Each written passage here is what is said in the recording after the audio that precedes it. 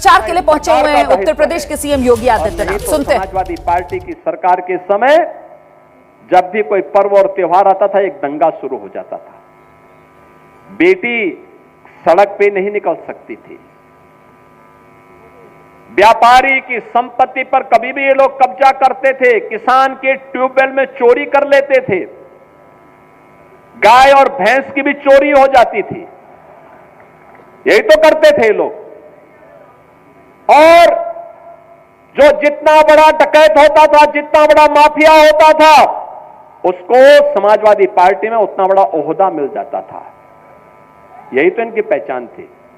और पहचान का संकट इन युवाओं के सामने होता था। उत्तर प्रदेश के बाहर जाते थे, लोग बोलते थे पहले कि उत्तर प्रदेश से, लोग उसकी तरफ से मुंह मोड़ लेते थे। और बहनों और भाइयों, मैं आज आपसे कह रहा हूं, आज उत्तर प्रदेश का दिवस भी है। आज ही के दिन 1950 में नोटिफिकेशन निकला था उत्तर प्रदेश के नाम से। आज ही के दिन निकला था। 2 जनपद उस समय जुड़े थे उत्तर प्रदेश में, वाराणसी भी और रामपुर भी। और 1950 में तब उत्तर प्रदेश का गठन हुआ था, आज ही के दिन। 75 वर्ष आज उत्तर प्रदेश ने पूरे के। ये 76वें वर्ष में हम प्रवेश कर रहे हैं।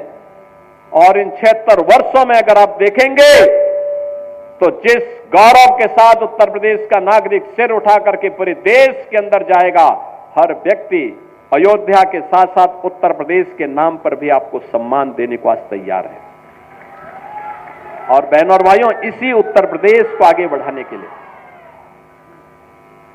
देश की पहली सोलर सिटी अयोध्या बनी है। वहां जितनी लाइट जलती है वो रिन्यूएबल एनर्जी है, सोलर सिटी के रूप में ये बनी है। और बहनों और भाइयों, यही नहीं, आज अयोध्या की सड़कें 4 लेन की, 6 लेन की, लोग देखने के लिए आ रहे हैं, सेल्फी ले रहे हैं। इसका लाभ, मां सरयू का पानी जब राम जी की पेड़ी में आता है, समाजवादी पार्टी के समय में आपने राम जी की पेड़ी को देखा होगा, और जल वहीं सड़ता रहता था। लोग आते थे, देख करके संकोच के मारे एक डुबकी चुपचाप लगा करके किसी तरीके से निकल पाते थे। आज तो एक ओर से आ रहा है, हर जी की पेड़ी, हरिद्वार की तर्ज पर ही राम जी की पेड़ी का जल भी हर व्यक्ति को पुण्य का भागीदार बना देता है जो अयोध्या आता है। दीपोत्सव एक नई पहचान दे रहा है। तो इसका लाभ यहां भी तो प्राप्त होना चाहिए, मिल्कीपुर में भी तो प्राप्त होना चाहिए। और इसके लिए तभी ये हो पाएगा जब अच्छे लोग चुने जाएंगे, अच्छे लोग चुने जाएंगे। हमारे यहां पर विधायक गण है, श्री रामचंद्र यादव जी रुधौली में विकास के लिए निरंतर प्रयास करते हैं, लगातार लगे रहते हैं। अमित चौहान जी लगातार लगे रहते हैं, लगातार उनके द्वारा प्रयास किया जाता है। ऐसे ही वेद प्रकाश गुप्ता जी अयोध्या में है ही, लगातार कार्य करते हैं। बहनों और भाइयों, लल्लू सिंह जी सांसद के रूप में तमाम परियोजनाएं अयोध्या के लिए लेकर के आए, विकास की अनेक योजनाओं को लेकर के आए। रेलवे स्टेशन का हो, एयरपोर्ट का हो, या फिर अयोध्या की कनेक्टिविटी को और बेहतर बनाने का हो, ये सभी कार्य आगे बढ़े, निरंतर आगे बढ़ रहे हैं। उपचुनाव हुए थे, 9 में से 7 भाजपा जीती है। कटहरी में, कुंदरकी में, खैर में, गाजियाबाद, मीरापुर में, फूलपुर में, मझवा में, सब भाजपा जीती है। क्या इनके रिकॉर्ड को तोड़ेंगे? तोड़ पाएंगे? तोड़ पाएंगे? सहमत हैं? मैं मान लो, घर घर जाएंगे ना, बोलेंगे इस बात को कि समाजवादी पार्टी अयोध्या की दुश्मन है, अयोध्या की विरोधी है। ये समाजवादी पार्टी महाकुंभ का विरोध कर रही है। ये समाजवादी पार्टी महर्षि वाल्मीकि के नाम पर इंटरनेशनल एयरपोर्ट का विरोध करती है। ये समाजवादी पार्टी मार्ग में सबसे बड़ी चुनौती है जातिवाद, सबसे बड़ी चुनौती है परिवारवाद, और आज उसी परिवारवाद पर प्रहार करने के लिए मैं आपके पास आया हूं। उसी जातिवाद पर प्रहार करने के लिए मैं आपके पास आया हूं, आपसे अनुरोध करने के लिए, आपसे अपील करने के लिए। आपके विकास में बाधा है ये परिवारवाद और जातिवाद की राजनीति। आपके विकास में बाधा है ये बांटने की राजनीति।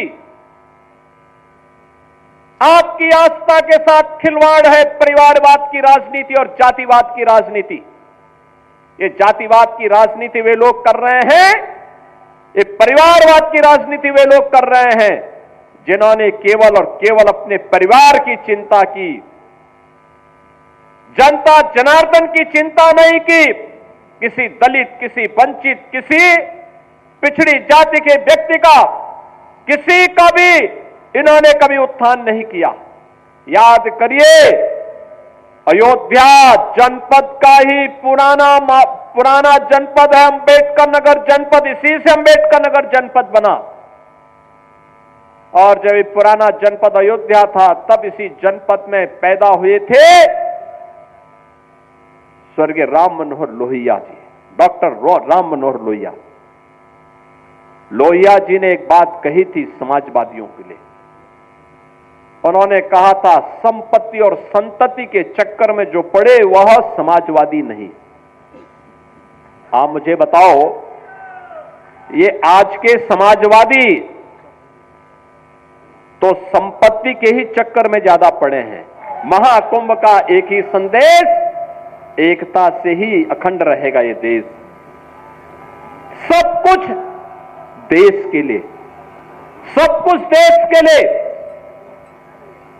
और एक ही तमन्ना के साथ हर कार्यकर्ता कार्य करता है, और वह होता है कि तेरा वैभव अमर रहे मां, हम दिन चार रहे न रहे। और बहनों और भाइयों, इसी का आह्वान करने के लिए मैं आज आपके पास आया हूं। मिल्कीपुर विकास की बुलंदियों को छूते हुए आगे बढ़े, इसके लिए भारतीय जनता पार्टी ने एक जुझारू प्रत्याशी के रूप में श्री चंद्रभान पासवान को आपके सामने दिया है, आपके सामने दिया है। ये मोइन खान के भक्तों को चुनाव जिता करके नहीं भेजना है। याद रखना, जिन लोगों ने यहां के विकास को बाधित किया है, जो लगातार ऐसी घटनाओं को अंजाम देते रहे हैं, उन लोगों को कभी भी आगे नहीं बढ़ने देना है। ये मोइन खान को सिर आंखों पर बिठाने वाले लोग बिटिया की सुरक्षा के लिए खतरा है। ये भदरसा का चेयरमैन दलितों की जमीनों पर कब्जा किए बैठे थे, जबरदस्ती। ये कहा गया कि भाई ये जबरदस्ती यहां नहीं चलता है, यहां तो गरीब के बारे में सुनवाई होगी, गरीब के प्रति संवेदना होगी, किसी माफिया और किसी अपराधी के प्रति नहीं। और इसलिए बहनों और भाइयों, मेरी आप सबसे विनम्र अपील है, 5 फरवरी को चुनाव होना है। मिल्कीपुर का संदेश बहुत दूर तक जाएगा। मिल्कीपुर के संदेश को फिर से अयोध्या धाम के संदेश में बदलना है। आप सहमत हैं? सहमत हैं? क्या सभी लोग सहमत हैं? सभी लोग सहमत हैं? अरे अयोध्या का संदेश जाना चाहिए देश के अंदर, सहमत हैं सभी लोग? चंद्रभान पासवान को भारी बहुमत से विजयी बना के भेजेंगे।